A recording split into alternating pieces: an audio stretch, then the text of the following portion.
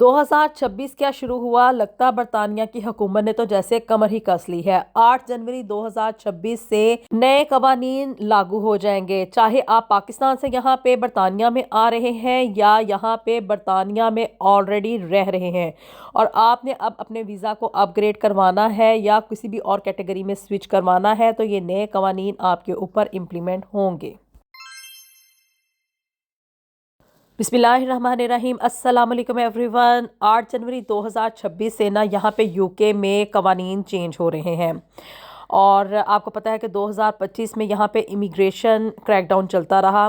Immigration के rules day by day change हुए, हर तरह की यहाँ पे पाबंदियाँ लगाई गई। ILR को जो था वो 10 साल पे मुहीत कर दिया गया और भी बहुत ढेर सारी यहाँ पे तब्दीलियाँ आईं। केयर वर्कर वीज़ा को हमेशा के लिए यहाँ पे ख़त्म कर दिया गया। 2025 जहाँ पे इमिग्रेशन के कवानीन में तब्दीलियों का साल था, वहीं पे 2026 में अब इन कवानीन के ऊपर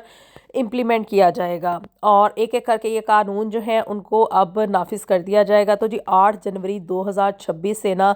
यहाँ पे इमिग्रेशन कानून में बहुत ढेर सारी तब्दीलियाँ आ रही हैं और इन तब्दीलियों का असर जहाँ पे पाकिस्तान या अदर कंट्रीज से आने वाले लोगों के ऊपर होगा कि भी उन्होंने वहाँ से वीज़ा किस तरह से हासिल करना है। वहीं पे इन तब्दीलियों का असर जो है वो यहाँ पे यूके में ऑलरेडी रहने वाले इमिग्रेंट्स के ऊपर भी होगा। और पाकिस्तानियों के हवाले से मैं इसलिए बात करती चलूँ कि हमारा ताल्लुक़ खुद से पाकिस्तान से है। तो जी पाकिस्तान से वो लोग जो कि यहाँ पे किसी भी वीज़ा कैटेगरी पे आए थे, चाहे वो स्टूडेंट वीज़ा पे थे, स्किल्ड वर्कर वीज़ा पे थे, वो यहाँ पे स्पाउस वीज़ा के ऊपर थे, वो यहाँ पे बिज़नेस वीज़ा लेकर आए थे या वो किसी भी और कैटेगरी में यहाँ पे आए थे ना,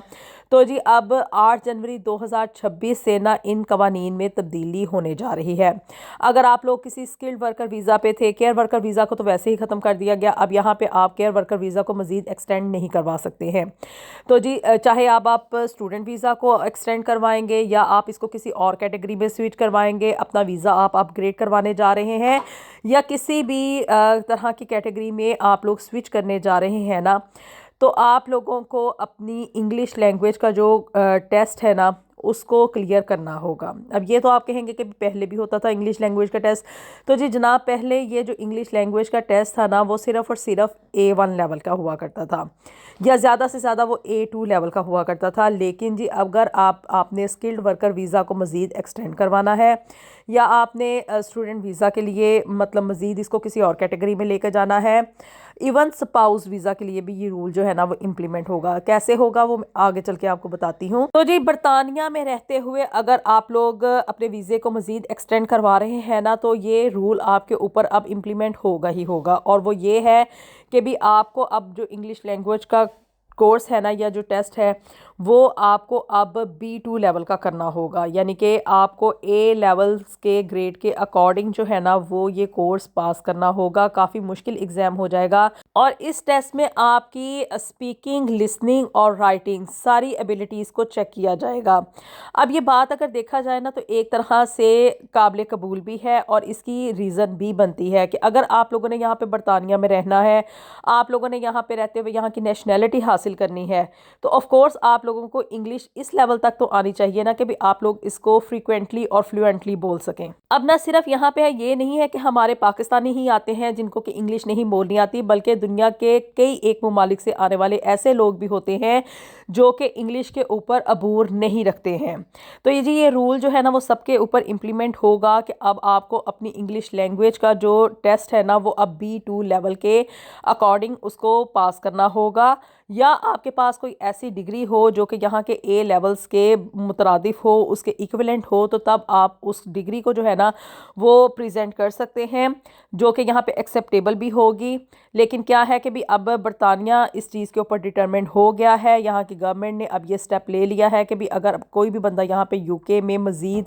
रहना चाहता है, उसने अपना वीज़ा एक्सटेंड करवाना है या बरतानिया की यहाँ पे नेशनैलिटी लेनी है, तो एटलीस्ट उसको B2 लेवल की जो इंग्लिश है ना वो आनी चाहिए। अब जिस स्पाउस वीज़ा पे जो लोग आते हैं ना यहाँ पे, अब पाकिस्तान से तो जो बंदा स्पाउस वीज़ा के ऊपर आएगा वो तो ठीक है, भी A1 लेवल का जो इंग्लिश टेस्ट है उसको पास कर लेगा, जो कि इजी होता है, इतना ज़्यादा मुश्किल नहीं होता है।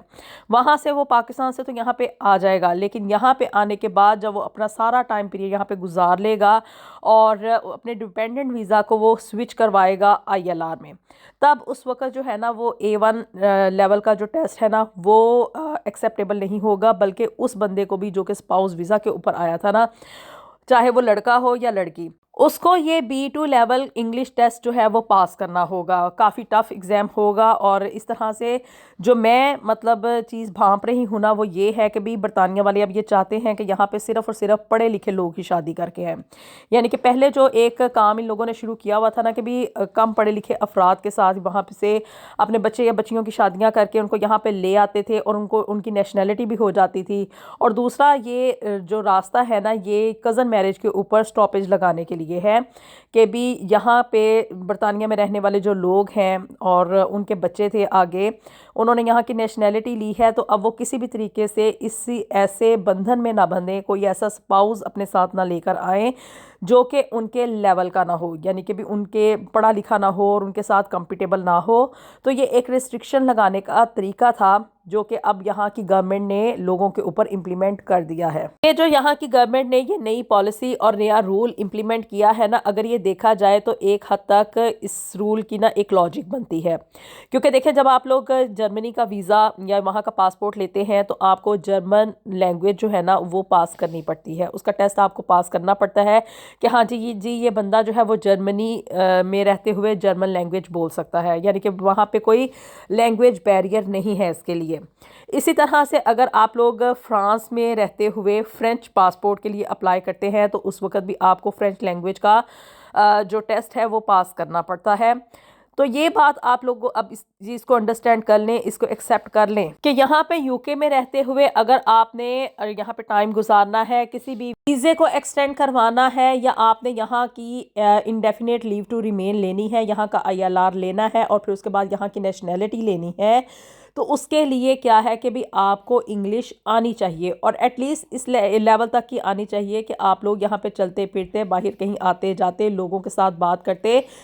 इस काबिल हों कि आप उनको अपनी बात समझा भी सकें और उनकी बात समझ भी सकें। नहीं तो यहाँ पे रहते हुए मैंने काफ़ी सालों में यही चीज़ देखी है कि भी यहाँ पे मोस्टली जो पाकिस्तान से आने वाली ख़वातीन थी, इवन जो मर्द हजरात थे और इसी तरह से दीगर ममालिक से आने वाले लोग भी ना, उनको यहाँ पे इंग्लिश लैंग्वेज का बहुत प्रॉब्लम होता था।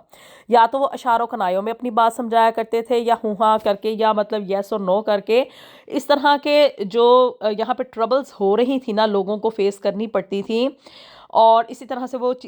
जो चीज़ थी ना वो गोरों को भी फेस करनी पड़ती थी। ये नहीं था कि भी मतलब हम जैसे मतलब कंट्री से आने वाले लोग या दीगर कंट्री से आने वाले लोग इस इंग्लिश लैंग्वेज की वजह से उनके दरमियान एक कम्युनिकेशन गैप था, तो ये अब उस कम्युनिकेशन गैप को ख़त्म करने के लिए ये रूल जो है वो अब इम्प्लीमेंट किया जा रहा है। आई होप कि आप लोग इस चीज़ को अंडरस्टैंड करेंगे और इस बात से भी एग्री करेंगे कि हाँ जी आप कहीं पे भी रहें, किसी भी जगह पे रहें, जहाँ पे रहते हुए आपको जब तक वहाँ की लैंग्वेज नहीं आएगी, आपका वहाँ का कम्युनिकेशन गैप नहीं ख़त्म होगा, तो आप वहाँ पे किस तरह से सर्वाइव कर सकते हैं। अल्लाह ताला हम सब के लिए दुनिया और आखिरत में ढेरों ढेर आसानियाँ पैदा फरमाए। मिलेंगे आपसे नेक्स्ट वीडियो में with something new and something very interesting. Until then अल्लाह हाफिज़।